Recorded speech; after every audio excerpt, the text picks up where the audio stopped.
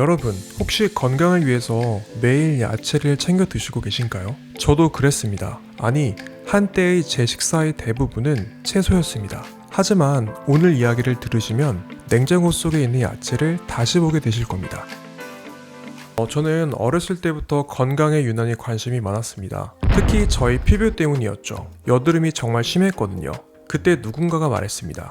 야채를 많이 먹으면 피부가 좋아진대. 그 한마디에 저는 야채를 많이 먹기 시작했습니다. 처음에는 효과가 있는 것 같았어요. 피부가 조금씩 좋아지는 것처럼 보였으니까요. 그래서 저는 더 먹었습니다. 더 많이, 더 열심히. 하지만 어느 순간부터였을까요? 변화가 멈췄습니다. 야채를 정말 많이 먹은 다음 날이면 피부가 칙칙해졌고 심지어 여드름까지 새로 올라왔습니다. 이게 뭐지? 건강한 음식을 먹는데 왜?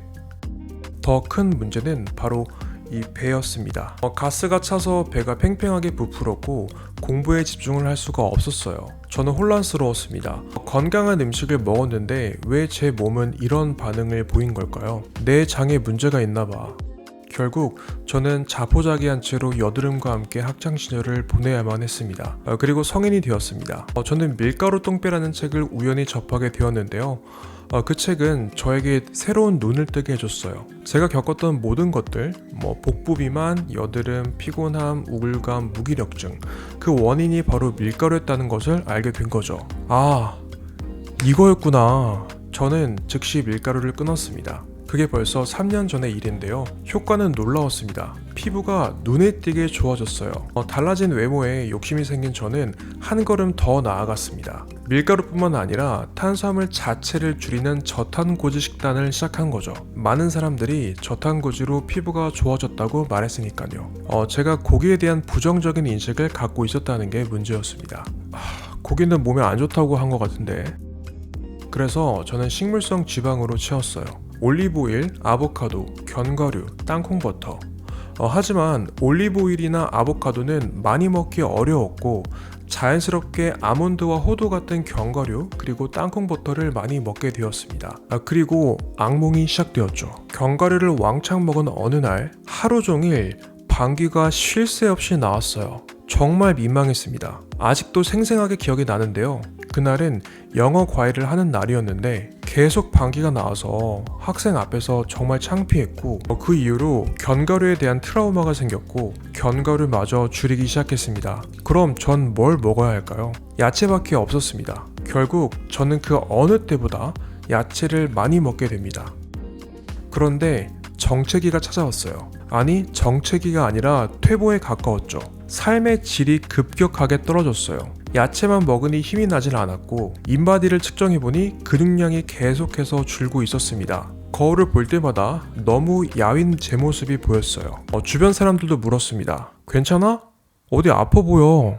그리고 제가 가장 마지막까지 지키고 싶었던 피부마저 등을 돌렸습니다. 성인 여드름이 다시 생긴 겁니다. 정말 혼란스러웠어요. 건강에 관해 공부하고 실천하며 노력했던 지난 3년간의 시간이 물거품이 되어버린 거죠.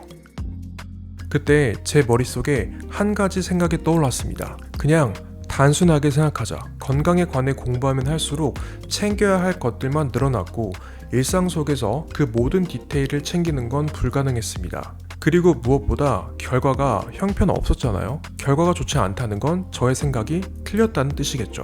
그래서 저는 제가 가지고 있던 믿음들을 다시 비판적인 시각으로 바라보기 시작했습니다. 그리고 제가 두 가지 편견을 가지고 있었다는 것을 발견했습니다. 첫 번째, 붉은 고기는 암을 유발한다. 두 번째, 야채는 무조건 좋다. 이게 정말 사실일까요? 저는 직접 알아보기 시작했습니다. 그리고 알게 된 충격적인 사실들인데요. 야채에는 옥살산, 렉틴, 피티산 같은 독성 물질이 들어있습니다. 그리고 이것들이 다른 영양소의 흡수를 방해한다는 것도 알게 되었죠. 그럼 제가 겪었던 복부팽만의 원인은요?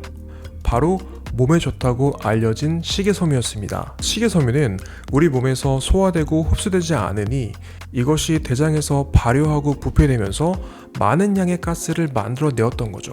반대로 붉은 고기는 암과 직접적인 연관이 없었습니다. 더 놀라운 사실은 인류의 400만 년 역사 동안 우리는 육식을 하면서 건강하게 살아왔고 바로 이 뇌가 발달할 수 있었던 것도 고기를 먹고 나서부터였다는 겁니다. 그러면 야채와 식이섬유가 건강하고 붉은 고기가 해롭다는 주장은요? 그건 고작 몇십 년 전부터 시작된 것이고 그것도 식품기업의 로비를 통해서 조작된 사실이라는 것도 알게 되었습니다. 그때부터 저는 결심했습니다. 고기만 먹어보자. 처음에는 두려웠어요. 평생 믿어왔던 것들을 뒤집어 버리는 거니까요. 하지만 결과는 놀라웠습니다. 무엇보다 속이 정말 편안해졌어요. 식사 후 쏟아지던 식곤증이 완전히 사라졌습니다. 그리고 이제는 밥을 먹고도 바로 업무에 집중할 수 있게 되었어요. 외적으로는 피부가 정말 좋아졌습니다. 그리고 이 근육량도 눈에 띄게 증가했고요. 저는 매일 10km씩 달리기를 하는데요. 지금은 매일 여의도 한 바퀴를 돌아도 에너지가 남을 정도입니다. 정말 어나더 레벨의 컨디션이 된 거죠. 그리고 무엇보다 아침에 일찍 눈이 떠집니다. 이전만큼 오래 자지 않아도 전혀 피곤하지 않습니다. 최근에 미국 정부가 새로운 식단 가이드라인을 발표했습니다. 기존의 식단 피라미드가 잘못되었다는 내용이었죠. 그걸 보면서 저는 확신을 갖게 되었습니다. 오늘 저는 제가 왜 야채를 먹지 않고 고기만 먹게 되었는지 이야기했습니다. 저는 여러분께 무조건 야채를 버리라고 말하는 게 아닙니다. 다만 한 가지는 말씀드리고 싶어요. 우리가 당연하다고 믿었던 것들, 그것이 정말 진실일까요? 때로는 우리 몸이 주는 신호에 귀 기울이고 용기 내어서 다르게 시도해보는 것이 필요합니다. 저의 경험이 여러분들이 유지해오던 식단에 대해서 다시 한번 생각해보고 여러분들에게 정말 맞는 식단을 찾는데 도움이 되었으면 좋겠습니다. 여러분의 몸은 거짓말을 하지 않습니다. 그 신호를 들어보세요. 오늘 영상은 여기까지였고요. 이 영상이 도움이 되신 분들은 좋아요와 구독 그리고 알림 설정을 해주시면 감사하겠습니다. 그럼 저는 다음 영상에서 뵙도록 하겠습니다. 감사합니다.